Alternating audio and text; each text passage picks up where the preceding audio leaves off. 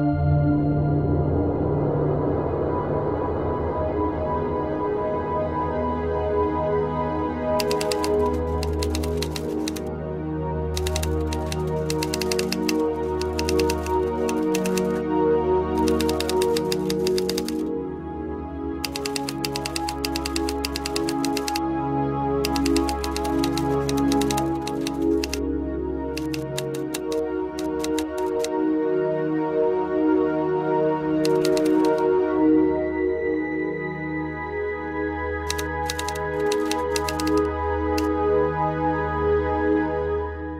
pense que nous allons assister à un ensemble de mécanismes qui sont très classiques dans l'histoire, qui ont été observés régulièrement quand un grand système fédérateur humain est en train de commencer à se disloquer.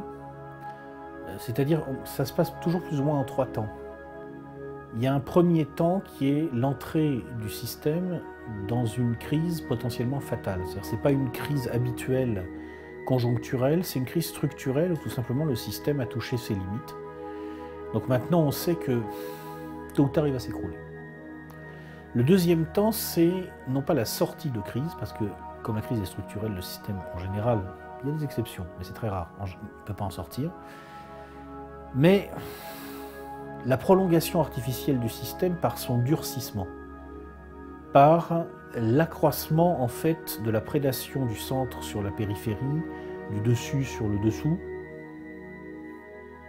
Et puis le troisième temps, c'est lorsque cette prolongation artificielle ne peut plus être poursuivie, parce que si vous voulez, en fait, ça permet de faire durer le système temporairement, mais à long terme, ça rend encore pire sa crise, parce qu'il cannibalise en fait sa substance pour se maintenir.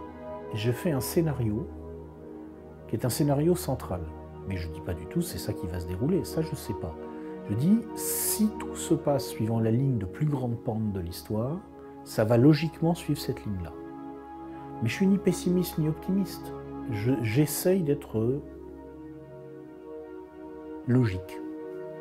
Où la République française retrouve une substance, ou en quelque sorte, par un changement radical de ses classes dirigeantes, elle redevient à proprement parler une République française.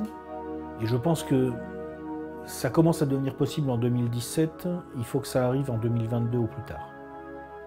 Après, ça sera fini.